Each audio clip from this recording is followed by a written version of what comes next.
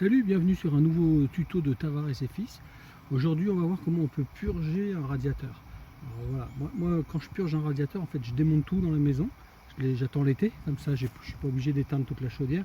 J'enlève tous les radiateurs et puis un par un, je les purge. Voilà. Alors, faites pas comme moi. C'est un radiateur en fonte, c'est assez lourd. Moi, je l'ai traîné sur le parquet et j'ai laissé des grosses, on peut dire des grosses marques, ouais, des rayures quoi, sur le parquet. Donc vous le mettez bien sur un diable ou quelque chose et vous le sortez.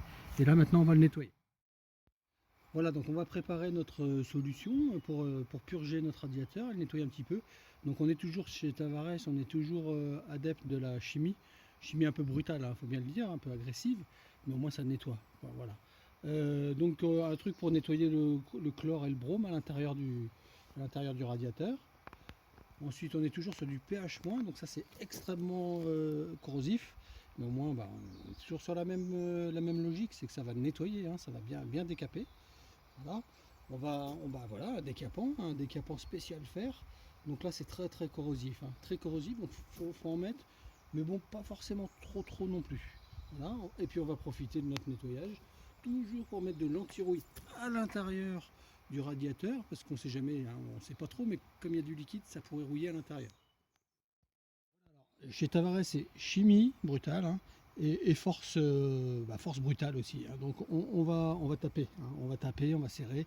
Donc on va prendre un coin, c'est le truc rouge là, un coin d'abattage, un pointeau, une grosse clé à molette, une massette, hein, ça c'est important de taper dur, hein, quand même. Et puis des gants, la sécurité avant tout. Même si j'utilise pas de masque, voilà, rien d'autre, hein, mais bon voilà, au minimum des gants quoi. Vu les solutions chimiques qu'on utilise, voilà, parce que ça peut faire mal si ça traverse, ouais, enfin, c'est direct aux urgences en fait, hein.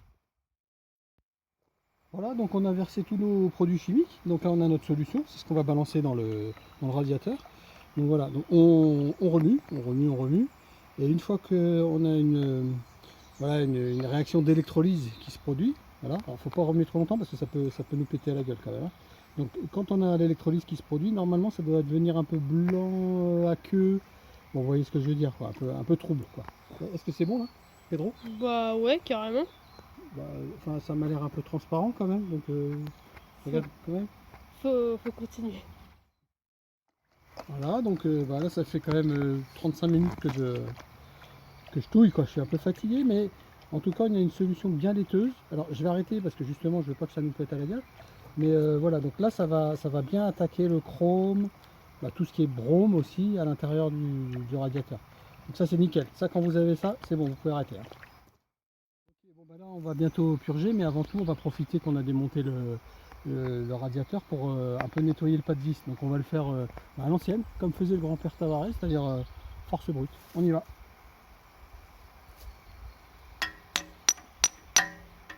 Voilà, on nettoie bien. Donc ça nettoie vachement bien. Alors, faut taper, c'est un équilibre. Faut taper dur, mais pas trop non plus, parce que bon, il y en a qui disent ça peut péter le pas de vis. Bon, ça c'est des connards. Moi je le dis. On y va, quand on veut, on peut. Alors on y va, on y va.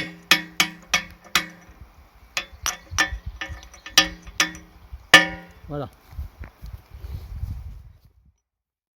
On continue, on en profite un petit peu pour, voilà, c'est une aubaine pour nettoyer tout ce qui est écrou, visserie, tout ça. Alors on y va, on vérifie. Donc ça, voilà, ça c'est nickel, ça bouge bien, c'est-à-dire qu'on n'aura pas de problème. Hop, celui-là il est bon aussi. Bon, celui-là manifestement, voilà, ça c'est ce qu'on veut pas, c'est serré à bloc, ça c'est rouillé, donc ça faut le dérouiller, faut le desserrer un petit peu. Donc on y va carrément à la masse, voilà, à la masse et au coin. Allez. Non, pas ça, voilà. Bon, voilà. T'en fais voir. Voilà, donc ça c'est du bon boulot. Ça c'est de la force brute. Voilà, là ça va être un peu la touche finale. Donc on va purger. On purge l'intégralité du radiateur. Donc on a une solution chimique, bon, extrêmement toxique, on peut le dire, c'est toxique. Donc là ça va vraiment décaper de l'intérieur. Et après, une fois que c'est fait, on réinstalle directement. Voilà. Donc là on fait attention quand même un petit peu, hein. Faut pas... Alors je me suis mis à côté d'un arbre, c'est comme ça. Si ça coule à côté, c'est pas grave. Enfin, au pire, c'est l'arbre qui sera flingué pour 8 générations, mais bon, on s'en fout un peu. c'est pas comme ça qu'on voit les choses. Nous, ce qu'on veut, c'est que ce soit efficace. Donc voilà, donc on en est. Voilà, donc il faut que ça purge. Voilà, donc on fait gaffe de pas trop en mettre à côté quand même. Voilà, tac. Voilà, donc voilà, il y en a là. Aïe, putain. Bon, voilà, bah je pense que tu peux couper. Voilà, là on a fini. Voilà, en gros, j'ai super mal, mais on va aller aux urgences, c'est pas très grave. Voilà, donc ce qui est important, c'est que le radiateur est nettoyé. Bon, par contre, j'en ai mis un tout petit peu à côté, donc c'est-à-dire l'arbre il est flingué pour un moment, hein. Enfin, la pelouse tout autour est morte pour les 50 prochaines années, mais bon, c'est pas grave. Du moment que ça pénètre profondément dans les sols, nous on est content. Donc voilà, donc il n'y a plus qu'à remonter, enfin à remonter le radiateur et à le remettre en place, et puis en espérant que tout ça tienne. Et puis voilà. Rendez-vous au prochain tuto. Allez.